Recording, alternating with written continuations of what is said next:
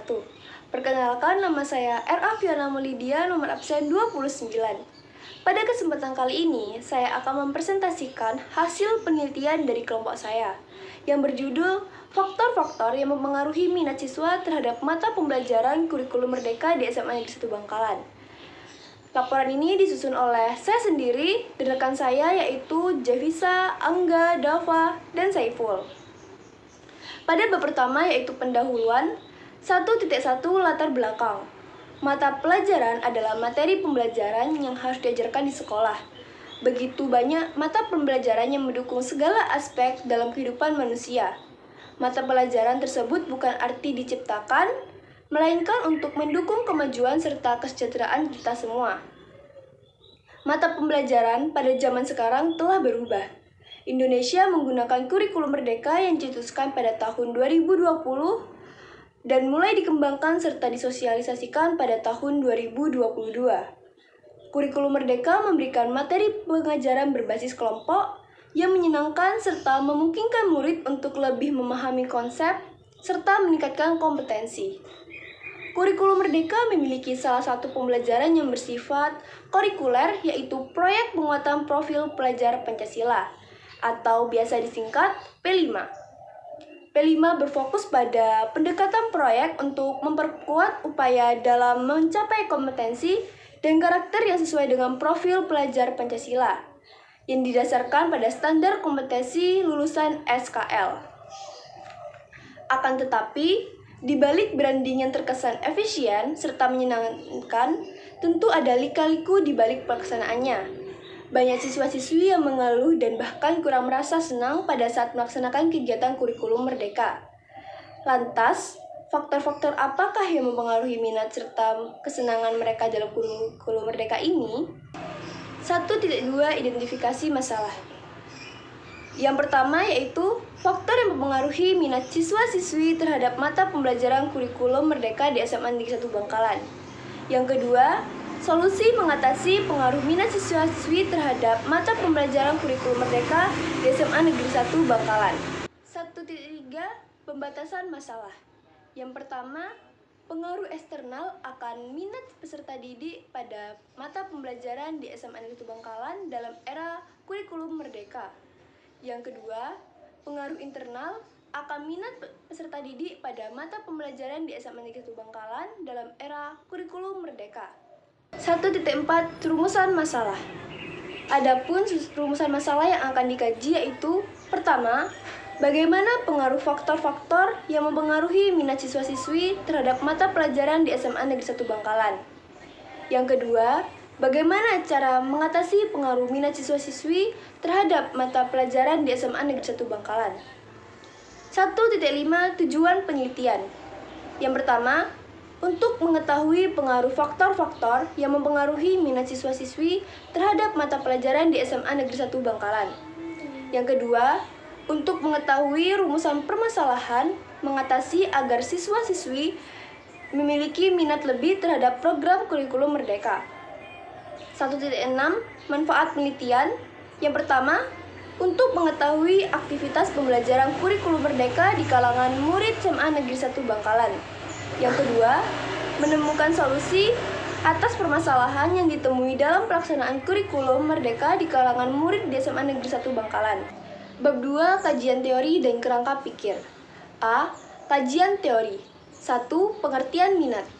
Menurut Sardiman, pada tahun 2016 adalah suatu kondisi yang terjadi apabila seseorang melihat ciri-ciri atau arti sementara situasi yang dihubungkan dengan keinginan-keinginan atau kebutuhan-kebutuhan sendiri. Menurut Kamisa, pada tahun 2017 mengemukakan bahwa minat merupakan kehendak, keinginan, atau kesukaan. Kesukaan adalah ketertarikan, atau dengan kata lain, suka adalah tertarik. Menurut Tempu Bulan 2017, minat adalah perpaduan antara keinginan dan kemauan yang dapat berkembang jika ada motivasi. Menurut Noel Muhajir pada tahun 2020, minat yaitu kecenderungan efektif yang melibatkan perasaan atau emosi seseorang untuk membentuk aktivitas. Menurut Crow dan Crow pada tahun 2020, minat ialah pendorong seseorang yang dapat membentuk perhatian terhadap orang lain atau objek lain. Menurut Holland pada tahun 2017, minat adalah aktivitas atau tugas-tugas yang membangkitkan perasaan ingin tahu, perhatian, dan memberikan kesenangan dan kenikmatan. Menurut Slameto pada tahun 1988, minat merupakan suatu proses yang tetap untuk memperhatikan dan memfokuskan diri pada sesuatu yang diminatinya dengan perasaan senang dan puas. Menurut Mapir 1982, minat ialah suatu perangkat mental yang terdiri dari campuran perasaan, harapan, pendidikan, rasa takut, atau kecenderungan lain yang menggerakkan individu pada suatu pilihan tertentu. Dan menurut Cukardi 1994, minat merupakan salah satu unsur kepribadian yang memegang peran penting dalam mengambil keputusan masa depan. Minat mengarahkan individu terhadap suatu objek atas dasar rasa senang atau rasa tidak senang. Yang kedua, pengertian belajar. Menurut Sumardi Surya Brata 1984, belajar ialah proses pembuatan yang dilakukan dengan sengaja yang kemudian menimbulkan perubahan yang keadaannya berbeda dari perubahan yang ditimbulkan oleh lainnya. Menurut Grader 2008, belajar adalah proses yang dilakukan oleh manusia untuk mendapatkan aneka ragam kemampuan atau kompetisi, keterampilan atau skill, dan sikap atau attitude yang diperoleh secara bertahap dan berkelanjutan mulai dari masa bayi sampai masa tua melalui rangkaian proses belajar sepanjang hayat. Belajar merupakan jenis perubahan yang diperlihatkan dalam perubahan tingkah laku yang keadaannya berbeda dari sebelum individu berada dalam situasi belajar dan sudah melakukan tindakan yang serupa itu. Perubahan terjadi akibat adanya suatu pengalaman atau latihan. Ada juga menurut Getna Surya pada tahun 1981 mengungkapkan bahwa belajar adalah suatu proses usaha yang dilakukan individu untuk memperoleh suatu perubahan tingkah laku yang baru.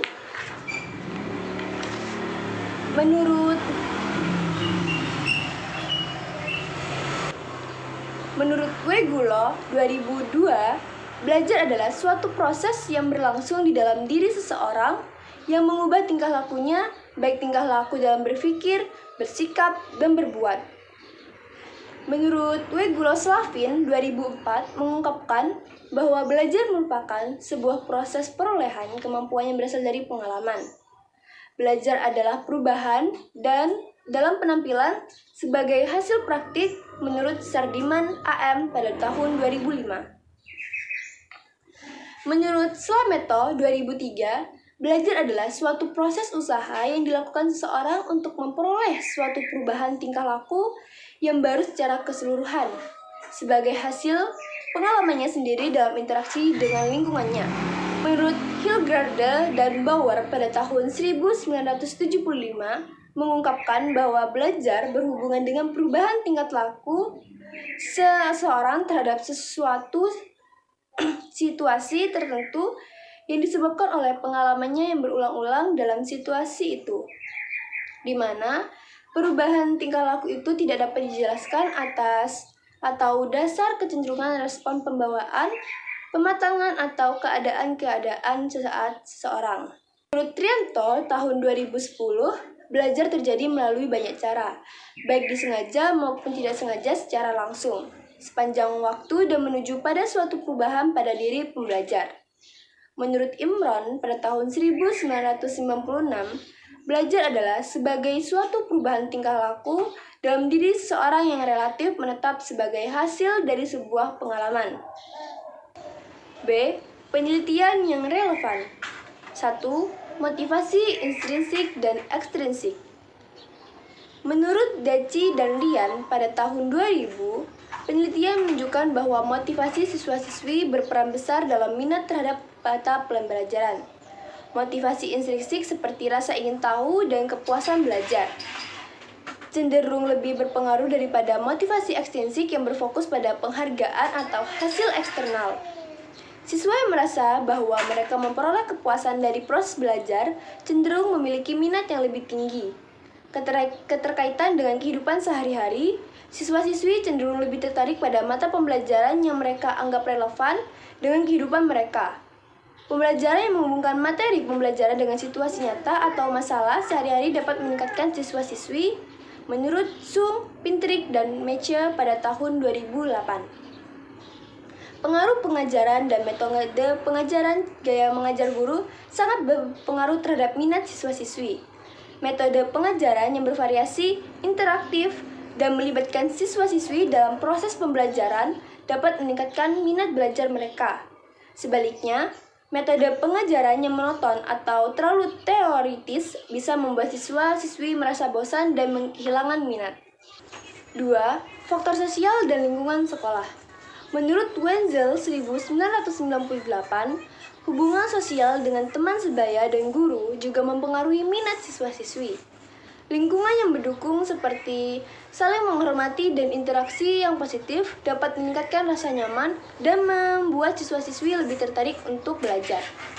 Pemberian umpan balik positif, menurut Hattie dan Timperley 2007, umpan balik yang konstruktif dan positif dari guru juga penting untuk mempertahankan minat siswa.